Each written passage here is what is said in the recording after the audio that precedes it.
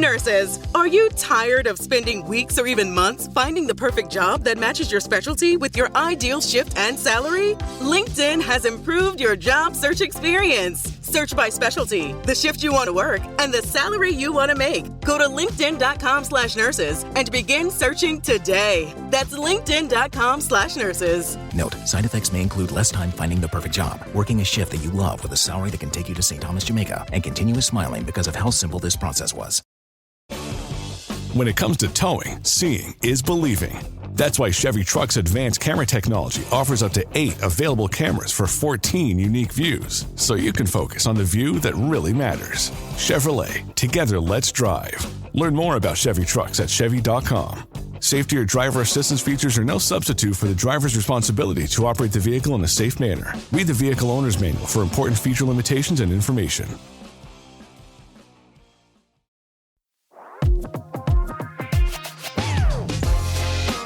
Welcome to 4.0 to Pro, the pickleball podcast that focuses on a single shot, tip, or strategy to improve your pickleball game with every single pocket-sized episode. Our goal is to make you better on the court every time you hear our voices. Ladies and gentlemen, welcome to another episode of 4.0 to Pro, your pocket-sized pickleball podcast where we teach you a single shot or strategy every single episode. I'm Michael O'Neill here in sunny Long Beach, California, joined by my good pal, Mircea Morariu. They're in Houston, Texas, for NPL event, which is where you are right now. And how's it going out there?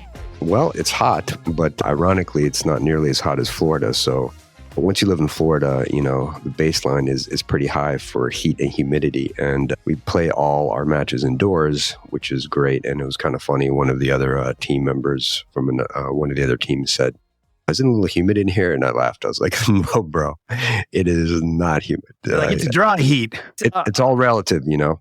Are they all still at Chicken and Pickle? No, they are at different individual clubs or venues that are either membership based or, you know, pay as you go.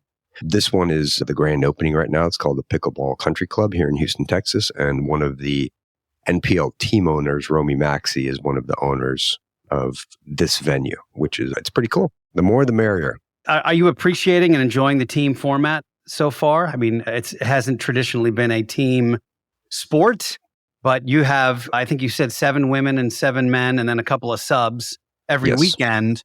That's a lot of personalities and a lot of playing types to wrangle.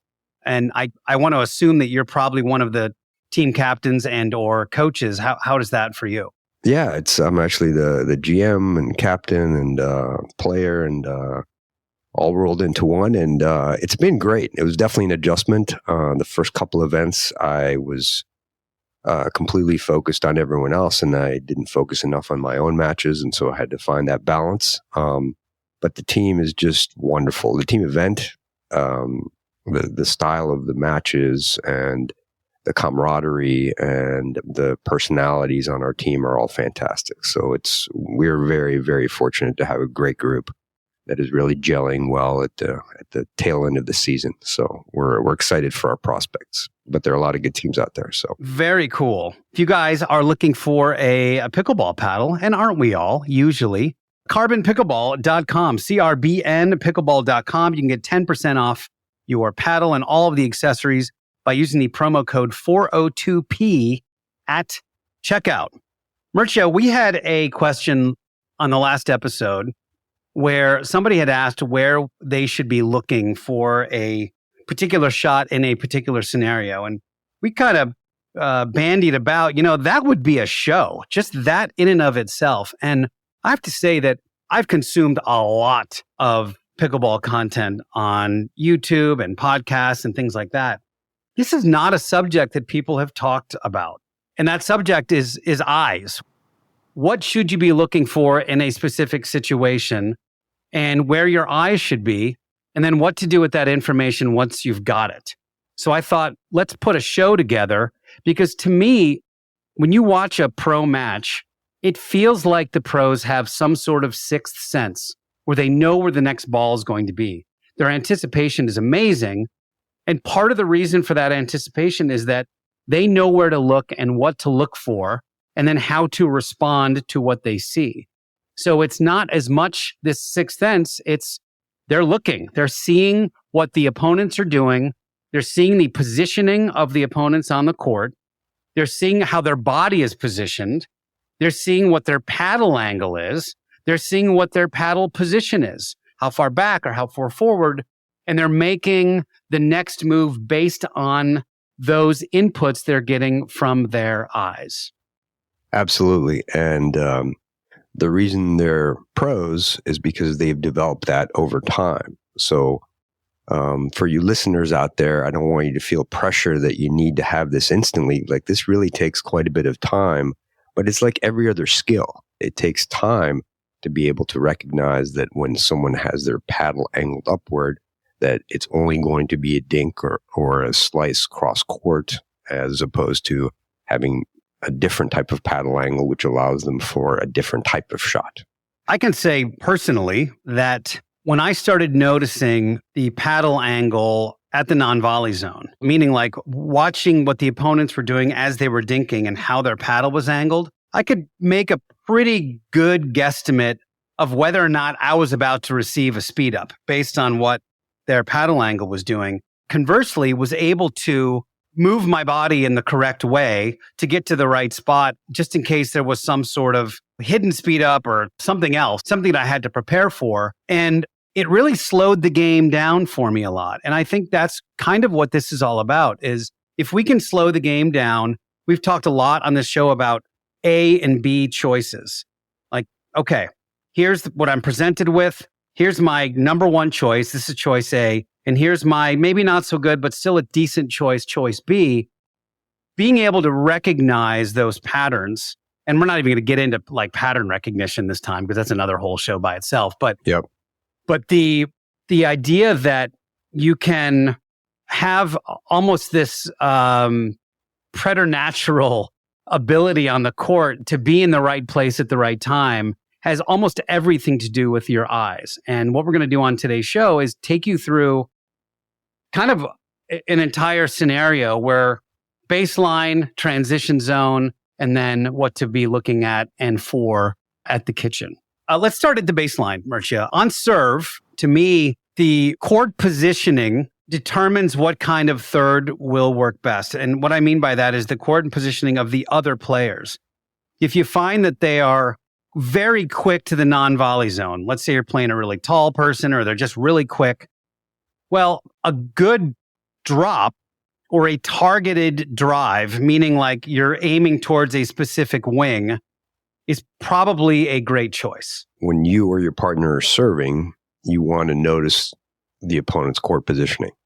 And so that's where you're looking. So I always look across the court, and then I think about if it's a righty or a lefty, perhaps they're going to unstack. Or you have someone, a classic example is, Ben and Colin Johns.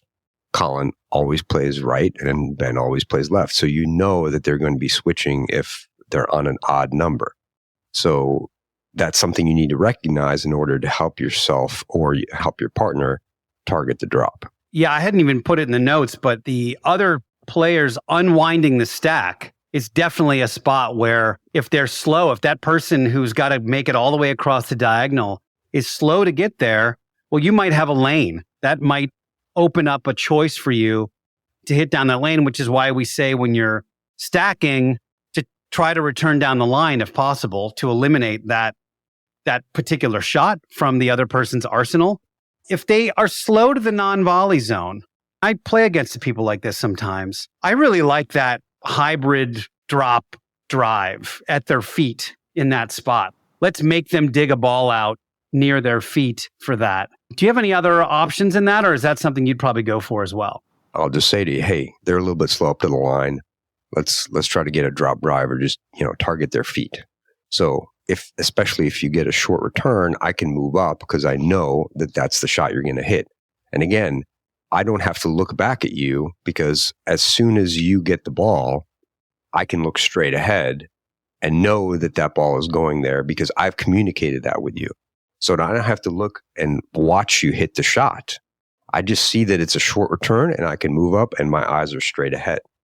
If we haven't communicated that, then I'm not sure exactly where to look. I will probably wait and look at you and see what kind of shot you're going to hit. And then I basically react off of that. If we don't communicate, I have to not only look at you, I have to wait to see you hit the shot. Then I have to wait to see the shot go over. And if it's high or if it's low, then I have to make another decision whether to stay or go back. Or these are the kinds of things that are much more complicated if you don't communicate. Well, this is pretty interesting, Mircea.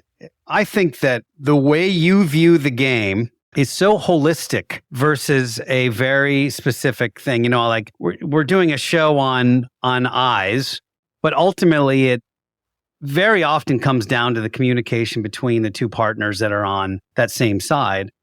And it really makes a lot of sense. I think in rec play or early tournament play, if you have a blind date or a new partner, this is the kind of thing that could be sorted out within the first couple of points. You might go, oh yeah, guy in gray, not getting to the transition zone very quick.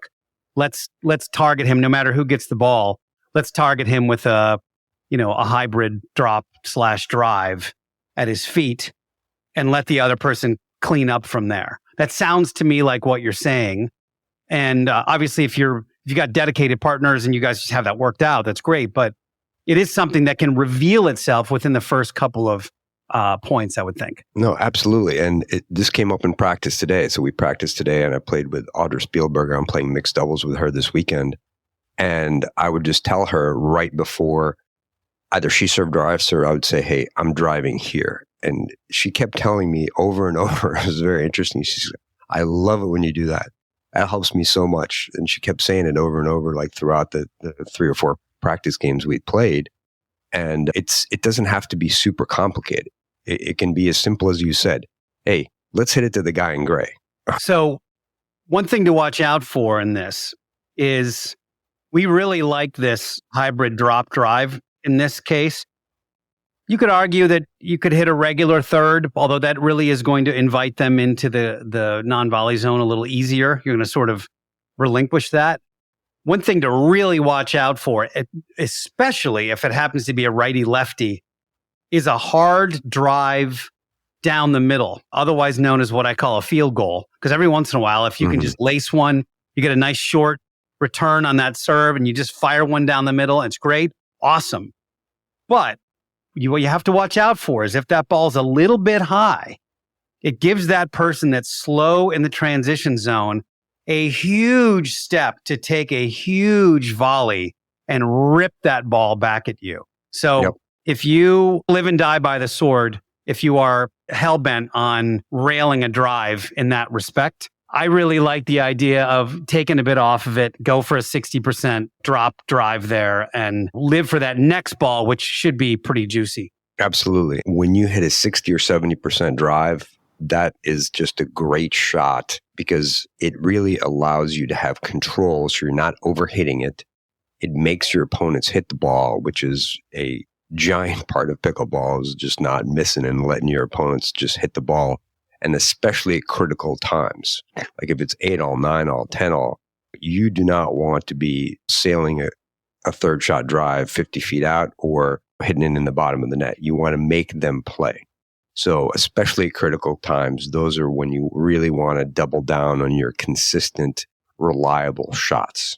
If you're the receiving team and you see that person on the other end and they're taking a huge windup 3 feet in from the baseline, and you know they don't hit with a lot of topspin. Again, this is eyes. This is one of the easier things to see.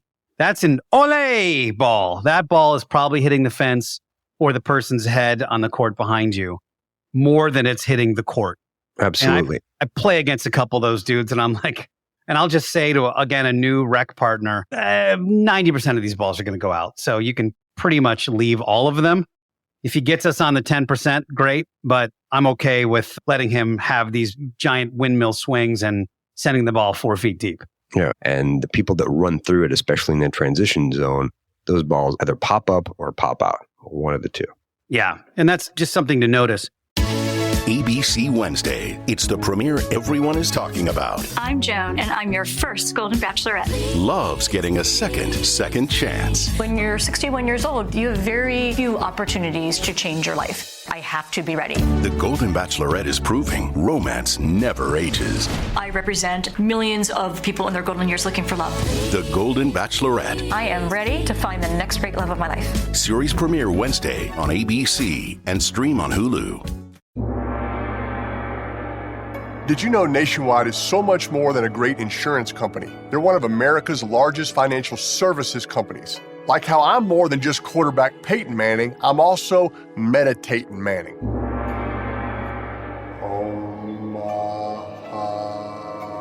For your insurance and financial needs, Nationwide is on your side. Nationwide Investment Services Corporation, member FINRA, Columbus, Ohio. Let's talk transition zone, Mircea. Why don't you take us through a bit about what we should be looking at in the transition zone? There are several components to this, and this kind of also goes back to communication. If you and your partner have a general idea of where you're targeting the ball, so if you have your targets, and ideally when you're coming up, you have a safe target. That's what you're looking for. And what I mean by that is you're hitting the ball to some spot that your opponents can't attack because you're in a defensive position. So you generally don't want to be attacking in the transition zone. So what you're doing is looking straight ahead and tracking the ball. So if your partner hits a relatively high drop, you might not want to advance. You want to stay. And basically that's when you want, right as your opponent is about to hit the ball, that's when you want to split step and have a nice stable base. If your partner is dropping cross court, if your partner is on the right and you're on the left and your partner is dropping cross court, it's really helpful if they drop cross court middle, because that in turn keeps the ball in front of you and shrinks the court and basically doesn't allow for the angle. So that's really a helpful trick on a fifth or seventh shot to kind of keep things in the middle. But the biggest thing is for you to have targets where you can get a safe ball to basically land, ideally in the kitchen, and that your opponent can't attack with, say, a big forehand that can pound you or your partner. Generally speaking, in terms of your eyes, you also want to track the ball. So if I am dropping cross court, I am generally trying to follow the path to the ball. I will be advancing more towards the midline rather than just going up straight. And what I mean by that, again, if I'm on the left and I drop cross court also to the left side player on the opposing side, I'm going to try to come up more towards the middle because I'm going to be covering the middle as if you can think of the X. So the X basically means that if the person on the left is hitting the ball towards me, which I'm on the left, and it's my ball, and vice versa. So if the person on the right is hitting the ball to the right, then it's their ball. Does that make sense? Yeah, like I call it, don't make a hockey goalie stop. So if you're on the right-hand side, you don't want to stab that backhand out there and take that ball that's coming to the forehand of the left side player. Correct. Basically. Yep, absolutely. So that's what I mean by tracking the ball. A couple things on that. Number one, when you're the left side player and that right side player is in a cross-court dinking rally, it is worth recognizing, and this is something you can see, if those balls at that partner, if you can look at them and go, you know what, I could have probably poached that one and put it away. It's worth noting if that happens a couple times in a game, you might have an opportunity, and in between a point, you might tell your partner, hey, if you get into one of these cross-court dink rallies again, they put a sitter up, I'm going to go for it. Because sometimes people are reluctant to attack from the backhand side if they don't feel like they have enough juice on that side, like a high backhand. They get a dink that could be potentially attackable, but with one big lunge step and a forehand, you could put it away. It's just something to recognize. The other thing I was going to say based on what you said is when you're the left side player and your partner gets that return or they're in their third or their fifth shot, there has to be an instant recognition if that ball is going to be attackable or not. And that is just something you get with some reps. You'll get feel on that. Yep. Mm-hmm. And if they hit the ball a little bit too high, depending on the opponent you're facing, who might have some blistering backhand roll or something great, you have to batten down the hatches. You've got to position yourself in a way that you look and go, okay, based on where that trajectory of the ball is, I can see these 3 or 4 angles coming off of that person's paddle. And I need to be in the best position to get as many of those angles as I can, which means typically a burst or some sort of jump step back and diagonal in some direction where you can really stabilize yourself and get ready for that next ball. And then conversely, recognizing a great third with your eyes. And I maybe will turn myself and watch my partner hit that ball, recognizing that it's a great shot. I will collapse on that. I will attack it and try to take as many angles away from my opponents as I can. And that happens in just a split second. That is something that's a 4-5 up type trait, being able to really properly recognize if a ball's a little high or a little low. Otherwise, just make sure that you're stable, as you said, every single time the opponent hits the ball, and cross your fingers that you're positioned in the correct way, and then you'll learn as you go. You have to remember that when you're stable and still and balanced, you're also able to recognize, using your vision, whether or not the ball is going out. So that's another skill in the transition zone, that if you're still moving, you really lose that ability, at least somewhat, to recognize when the balls are going out. So when we're at the kitchen, this is probably the biggest addition to my game, and I would say the last 3 or 4 months, is being able to really focus on the paddle angle of the person dinking directly in front of me, or even diagonally as well, but very often right in front of me, because that's where I'm most concerned about in terms of getting attacked. I'm really making sure that when they're in some sort of dink rally, their paddle angle is typically facing my partner. A lot of times they're doing a sort of a backhand slice or maybe a forehand roll or a forehand slice dink. But I need to be able to recognize if there's a problem, meaning, is there a ball that just got hit to them that's maybe a dead dink that they can attack? And if so, let's get ready for the counter. Or are they comfortable in a very rhythmic dink rally right now? And yes, there are exceptions to this, everybody. There's going to be someone that has some tricky redirect, some Patrick Mahomes dink at the very last millisecond. They'll change their paddle angle and they'll change it and hit it a different way than you expect. But I would say 95% of the time, you can count on the paddle angle dictating where the ball is going to go. And the sooner you can start recognizing the angle of the paddle from your opponents, the more you can move to an advantageous position to either counter it or dink it back in a way that's balanced and comfortable for you, that you won't make mistakes. It will up your consistency, knowing where that ball is coming from. And very often, this comes up when you're on the left-hand side, you're in a backhand dink rally with somebody, and you see that they take a very extreme angle with that paddle, and you know it's going outside. You know that there's going to be a very aggressive slice dink that might put you in a little bit of trouble. And so because of that, you take a healthy step to the left before they even hit it so that you're ready for that ball. And that, to me, is one of the things that makes pros look like they have a sixth sense, because they see that ball coming and they adjust to it already. The right side player takes over that middle slot, so they take away the middle ball of someone doing kind of a tricky little redirect. And then you move all the way to that left side because you're expecting a really angular, aggressive dink, in which case you're able to handle it because you're there and you've recognized the paddle angle. So that, to me, is where that paddle angle discussion really makes sense.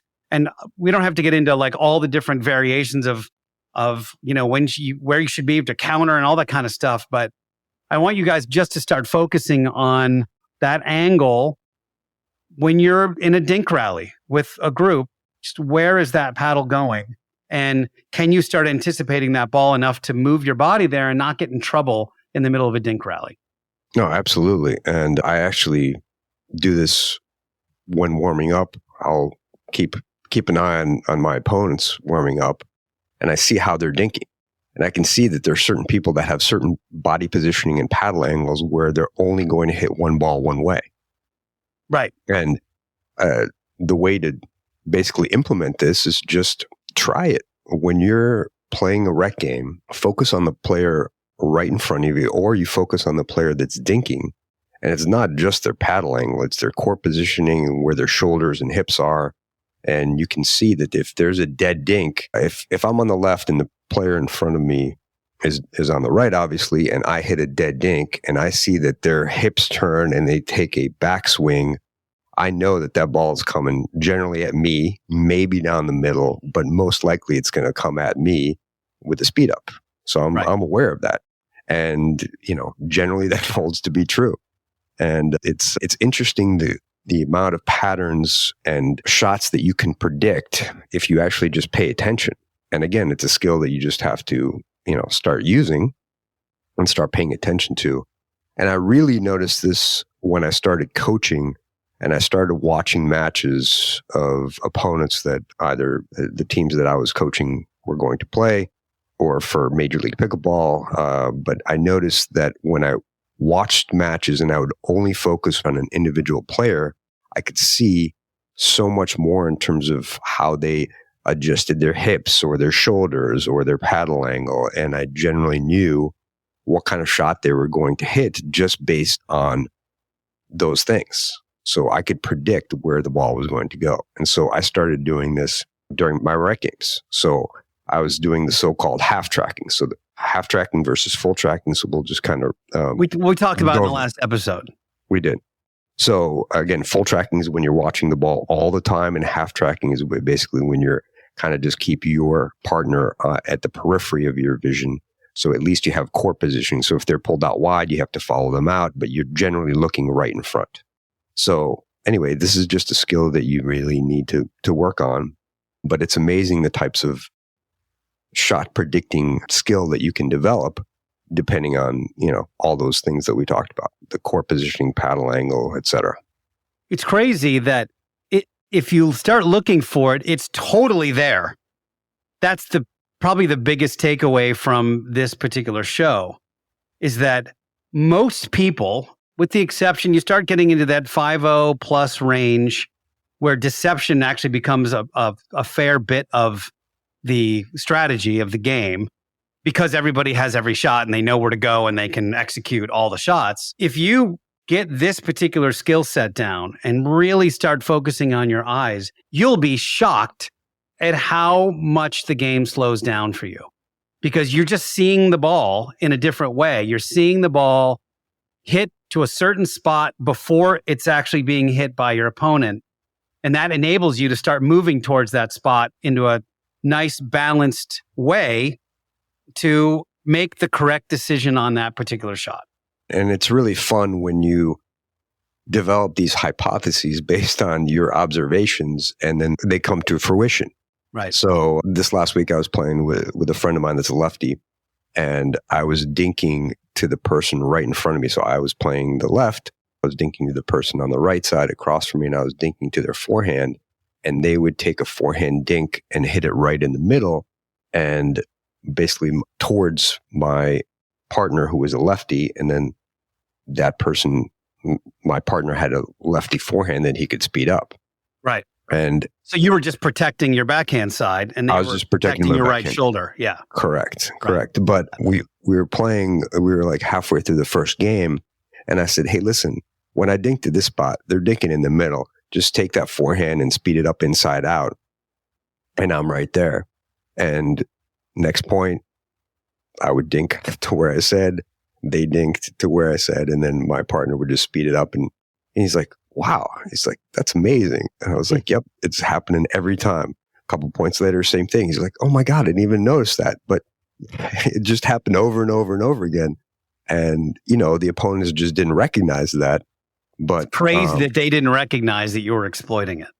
Correct. And it just happened over and over and over again. So anyway, you have some observations, you develop a hypothesis, and you test it. If obviously something changed, then you adjust. But that's the beauty of this game. That's why we call it chess, not checkers. So that's why pickleball is such a fun sport, because there's so many layers to it. Well, guys, I hope you break your glasses out and get some laser vision on court. Just really pay attention to where the ball is and what's happening around you, and your game will get slower and easier and better. As always, thank you for listening. Hope you guys enjoy your weekend on the courts. For Mircea, I'm Michael. We'll see you next time. You guys keep on rocking. Thank you for listening to 4.0 to Pro. For more tips, find us on Instagram at 4.0 to Pro. If you have a pickleball question, submit it at picklehelp.com. Now, get out there and dominate. But don't forget to have fun.